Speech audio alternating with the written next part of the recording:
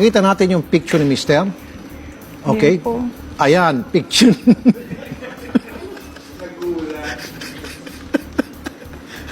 Okay. So, maganda.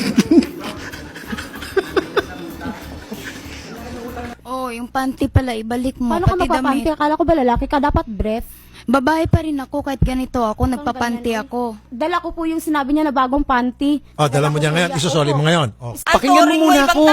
Pakinggan mo. Ibang tao, turing mo sa pamilya ako. Nanay ko pumunta Pakinggan doon. mo muna ako. Pumunta yung nanay ko doon. Nag-request na sa'yo ng hotdog. Tapos sabi nanay ko, hotdog. Yung binili mo potlong. Tapos nagreklamo nanay ko. Nagalit ka? Nagalit ka? Kasi, Sabi mo arte ng nanay ko? Sir, sandali lang. Sumama lang. Pinabibili ka ng hotdog, ba't ka bumili ng putlog?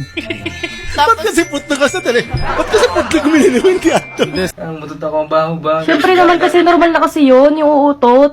Ang Ano nga normal. namang magsabi pa ako sa'yo? Normal. Hindi, kunwari yung ikaw kunwari umutot ako tapos mabaho. Ano mararamdaman mo? Normal na yun kasi mag-asawa naman tayo. Ba't kailangan ko pa, uy, love, uutot ako gano'n. Kailangan ko pa magsabi sa'yo. Hindi naman ganun yun eh. Wala. Nasundan lang na. Ang beses daw padala ka kasi yung sa motor. Birthday na yun, Tay. Birthday mo. Pinadalan ko yung pira. Oh. Itong unggoy ni mga... Unggoy ni mo. Kumain ang unggoy mong bana. Tansabing. Ang unggoy. Minom ng tubig. Nagpinaguhitan. Nagpapagod. Nagtitinda ng saging.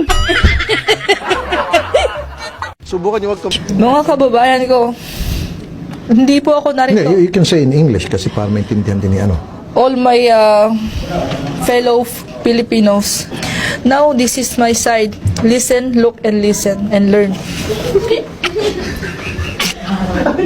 Kanya,